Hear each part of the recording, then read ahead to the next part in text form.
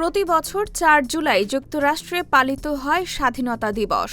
১৭৭৬ সালের এই দিনে তৎকালীন ১৩টি ব্রিটিশ উপনিবেশ স্বাধীনতার ঘোষণা গ্রহণ করে ব্রিটিশ শাসন থেকে নিজেদের স্বাধীন রাষ্ট্র হিসেবে ঘোষণা দেয়।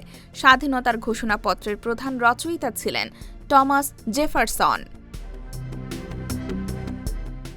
এই দিনটি যুক্তরাষ্ট্রের ইতিহাসে গণতন্ত্র, স্বাধীনতা ও আত্মনিয়ন্ত্রণের প্রতীক হিসেবে বিবেচিত হয়।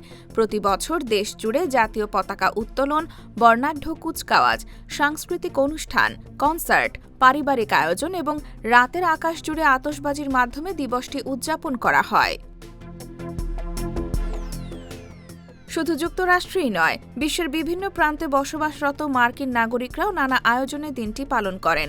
স্বাধীনতার ঘোষণার মধ্য দিয়ে যুক্তরাষ্ট্রের রাষ্ট্র গঠনের যে যাত্রা শুরু হয়েছিল তা আজ বিশ্বের অন্যতম প্রভাবশালী রাষ্ট্রে পরিণত হওয়ার ভিত্তি হিসেবে বিবেচিত হয়।